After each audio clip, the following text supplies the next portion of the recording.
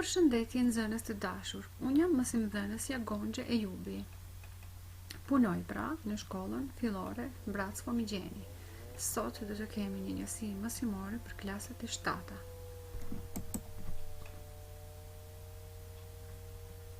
Njësia pra mësimore që do të kemi ne është për klasat e fjalëve.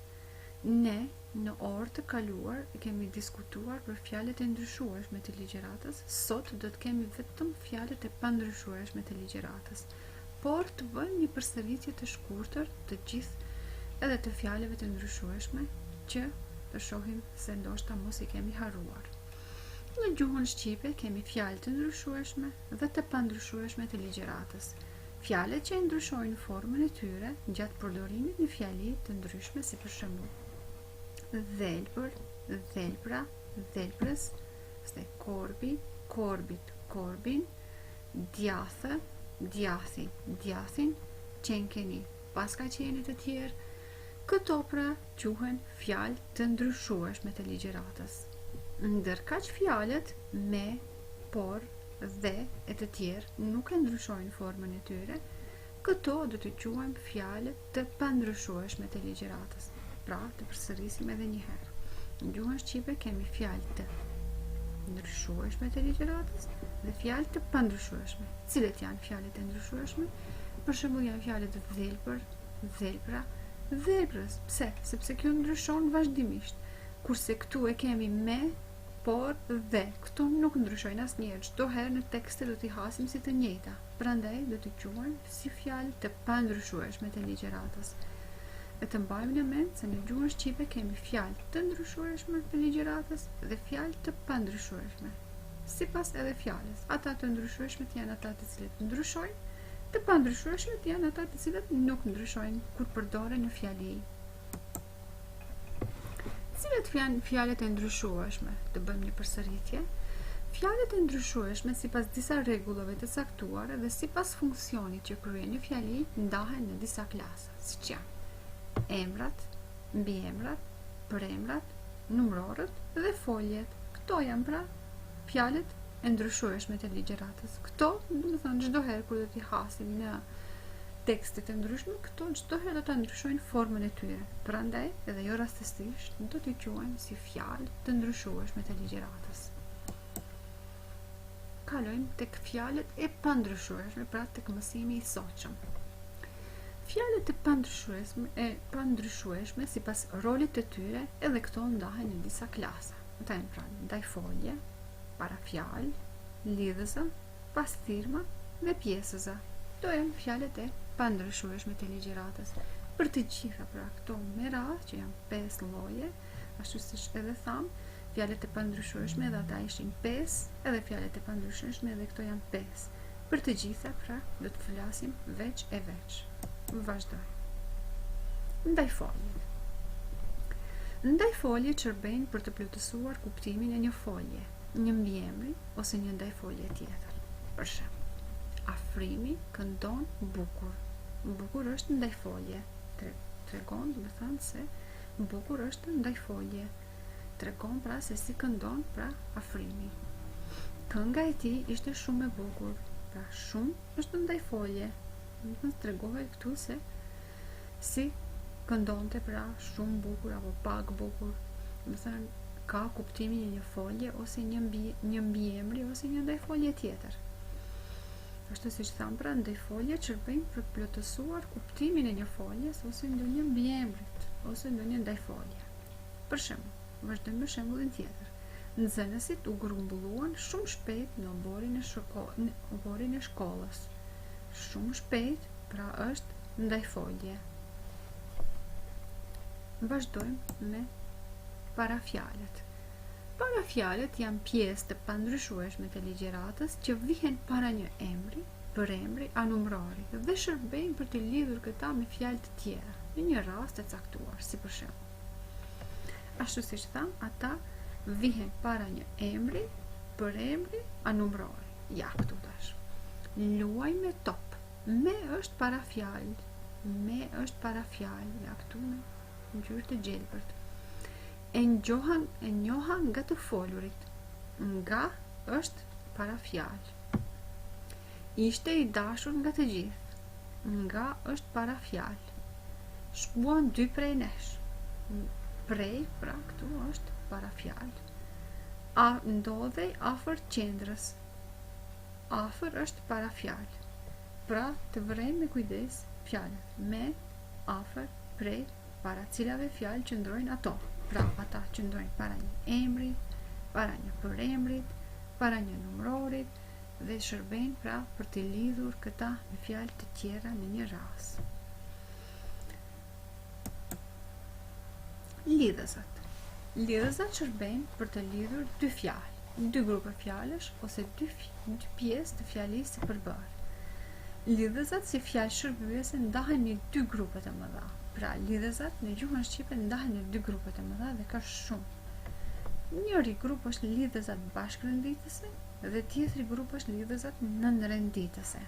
Lidhëzat bashkërënditëse janë dhe, edhe, as, por, kurse, ose, prandaj e të tjerë. Dhe lidhëzat nënrenditëse janë kur, ku, sikur, pasi, se, sepse, që, po qese e të tjerë. Pra kemi dy grupe të mëdha të lidhëzave bashkërënditëse dhe nënrenditëse, të cilat këto ne lidhëzat do t'i hasim tek fjalitë e nënrenditura dhe tek fjalitë e bashkërënditura, tek fjalitë e përbëra me bashkërënditje dhe tek fjalitë e përbëra me nënrenditje. Këtu ata do të jenë shumë të rëndësishme aty për të zbuluar se cilit lloj pra I takojnë, sepse kemi shumë lloje të fjalive të përbëra me bashkërënditje pra, dhe kemi edhe disa lloje të fjalive të përbëra me nënrenditje, pra sipas lidhësës do të zbulojmë se cilit lloj I takojnë, po këto do të mësojmë më tutje. Vazhdojmë. Pjesëzat.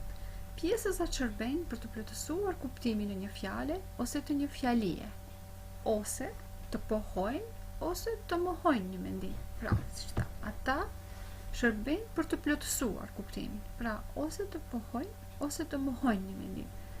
Po dalin me një herë, pra këtu pjesëza është po. Ata nuk I kap dot në befasi, pra nuk edhe dot këtu është pjesës. Kush të jetë vallë ky që erdhi tani? Vallë është pra pjesës. Pra këtu të gjitha këto do të thonë shërbejnë për të plotësuar këto pjesëza për të plotësuar kuptimin. Pra fjalët e shkruara me shkronja të zeza janë pjesëza. Këto pra shërbejnë pra për të plotësuar kuptimin e një fjale. Ose të pohojnë, ose të mohojnë një mendim. Ashtu siç edhe I pamë, gjitha kanë rolin e tyre, të pohojnë apo të mohojnë një mendim. Vazhdojmë. Pastirma. Pastirmat shërbejnë për të shprehur një ndjenjë të folësit ose për të tërhequr vëmendjen e dëgjuesve. Si për shembull, ua, ti qenke? Pra, ua është pastirm. Pra këtu shprehet një ndjenjë folësit edhe duhet të lexohet pak me që është sigur për ta tërhequr vëmendjen e dëgjuesve. Ua, ti qenke? Pastaj, o, sa mirë. O, për shembull, këtu është pastirm. Po atë din të gjithë. Për shembull, lam të mirë. Lam të mirë është pastirm. Miru pafshim, gjysh. Mirdita u përgjigj besniku. Pra të gjithë këto përshëndetjet, pra lam të mirë, miru pafshim, mirdita. Kështu me radhë janë pra pastirma. Mos të harrojmë, të mbajmë në mend, sepse të gjitha përshëndetjet pra janë pastirma edhe gjithashtu kemi këtu edhe ua, o, e kështu me radhë, të gjitha këto janë pra pastirma.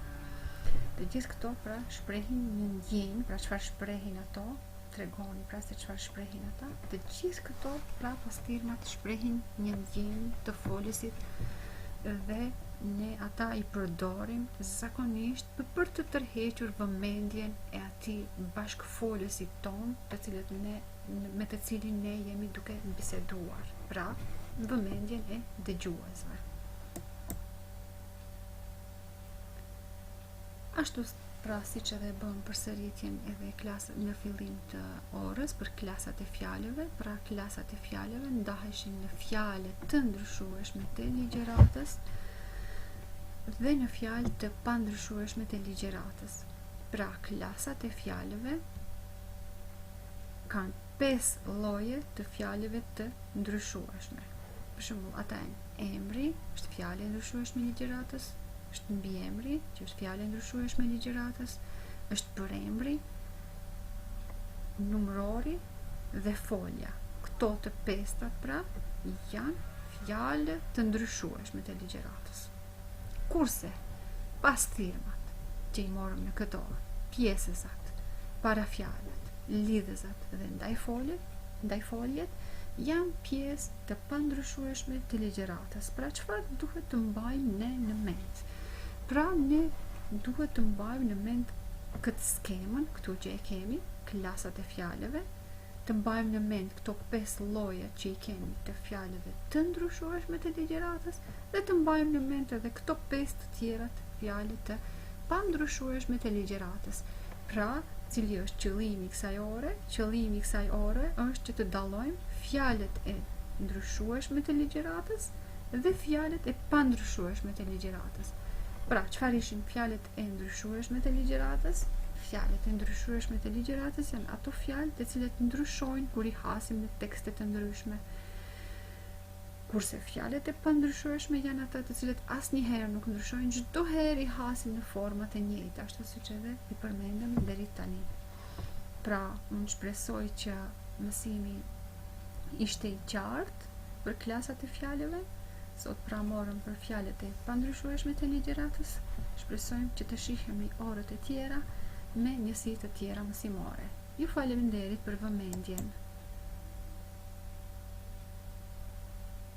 Faleminderit për vëmendjen edhe një herë. Miru pafshim edhe miru dëgjofshim në orët e tjera.